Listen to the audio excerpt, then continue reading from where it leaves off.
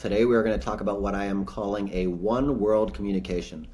As we are building a global network, as we want to be more collaborative across the world, this has been coming up over the last few years for me, where you'll see someone with a personality, a way of being, whether it's a culture, whatever, where they come into something and they say, oh, that's just the way they are. That's just the way that culture is, or whatever. And this video is not to take away culture. This is not to take away somebody's way of being. This conversation is about what is conducive towards a particular goal. What is the communication that is conducive towards a particular goal? If a particular person or culture says it's acceptable to say, for nice sake, hey, yeah, I'll get on the next call with you, and they set that expectation, I'll get on the next call with you, or I'll do a transaction with you, but then they don't want to get on the next call with you because they wanted to save face for you, and they thought they were doing the nice thing. But that's not conducive because now you set an expectation and flipped the expectation, and that's not conducive to a goal of productive output, right? So we are not going to put one culture against another culture, one way of being against another way of being. We're going to say, what are the right mechanisms in the world to have a good productive output? Another way of looking at this is saying a company, a relationship, a group, or a company can form together and set a goal. This could be a revenue goal for the company, a customer impact goal for the company, and also a way of operating mechanisms for that company or that group to do, right? And so from these goals is layer one. Layer two is then what are the core values that support those goals? How do we talk to each other? How do we treat each other, right? So it's normalizing everyone and saying, what are the core values we are all going to opt into? Everybody's opting into these core values. It's not controlling a culture or anybody else. Everybody's opting into these values. And then we're going to do it, right? So layer one is set the goals. Layer two is what are the core values that support those goals. And layer three is how you interview and how you hold people accountable to those core values. So by this is the mechanism that I want to share, that we want to share with the world on how you create a what I would call a one world communication. Because when you're dealing with a lot of different customers and a lot of different employees, and you want to have a variety of everybody all around the world, and everybody can work together well, collaborate well together, we want all the communications to work well together. And so we do that through this opt-in, core values, clear communication kind of structure. What are the mechanisms towards success? So this is the high level overview. This is my thoughts on it. Yeah, I mean, I think it's super important. I think the interesting thing too that, you brought up that example of jumping on a call with somebody being like, perfect, like, let's follow up, let's jump on another call. That person is like, oh yeah, sure, right? Like, even if they had already planned on not doing it, they're sort of agreeing to it to, like you said, sort of save face or at least avoid that confrontation. I think obviously that happens, and I think that actually in our culture right now, like the sort of ghosting thing, usually when it comes to relationships, like that's a big talked about thing. And I think what isn't talked about is the way that it sort of penetrates business and actual professional conversations.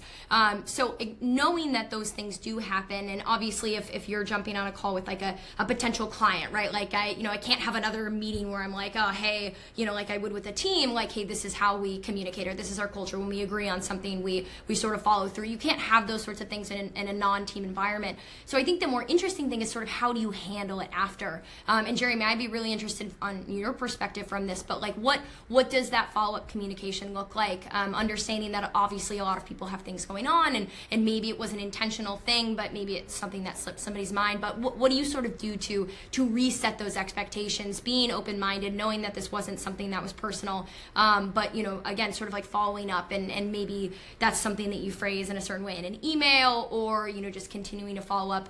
So I think it just goes back to that expectation setting. And I think in business, again, it's important to never under deliver, and so give yourself the padding, whether it's agreeing to something or setting a timeline. The ramifications for not setting those expectations and then under delivering rather than even meeting expectations can have serious ramifications in not only like how you're being perceived, but how you perceive somebody else. Yeah, I love it. And I'll respond to that too, is for the question you asked, when people come in with something where they didn't intend something bad, but they're operating with a different mechanism, right? What we can do is we can say, hey, I saw that you said you wanted to accept the next meeting, but the way that I do things is when the mechanism for success here in this organization or with me, or that we're aligning to and consenting into, is that when we set the expectation, the two go on the next meeting, we do meet it.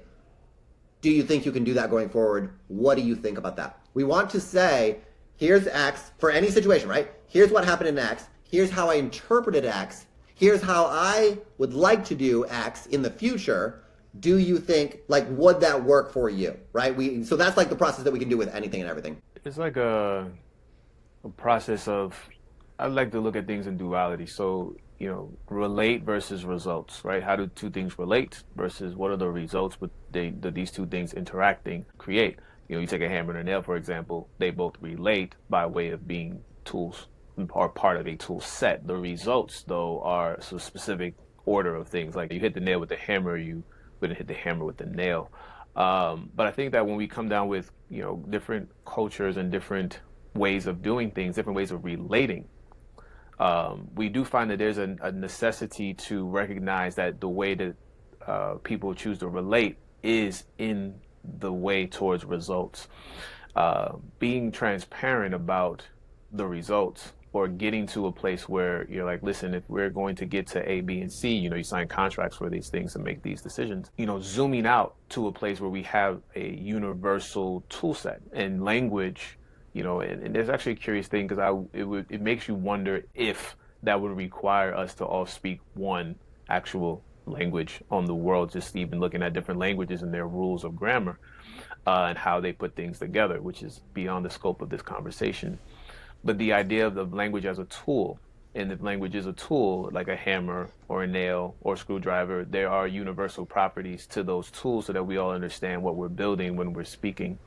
So being able to recognize that verbal communication of any kind, any communications that go out are tools of construction, then what are we going towards? And we're constructing relationships, which then may lead us to constructing rocket ships eventually.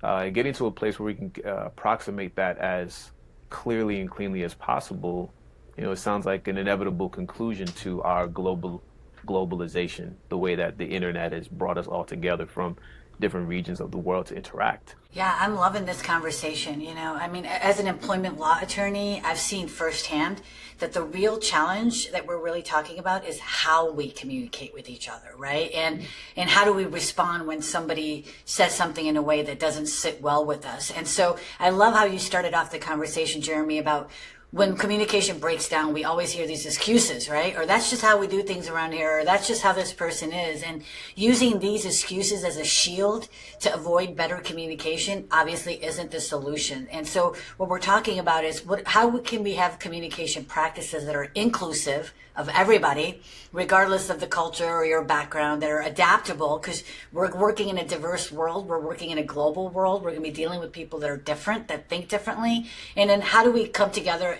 I like to say that's focused on civility, right? So I think some of the things that we want to keep in mind is there has to be comprehensive training, right? That teaches people in teams how to communicate effectively with a focus on active listening and really understanding each other's diverse perspectives. That's going to help eliminate that vague situations or assumptions we might make about, oh, this is how I communicate, so everyone communicates this way. Well, we all know that just derails teams and projects, right? And I think it's important, as Jeremy, you said at the beginning, set those clear expectations, build that culture of transparency so that people can share their expectations and communicate about what they expect, so that these misunderstandings get minimized, so that we can collaborate with each other more smoothly.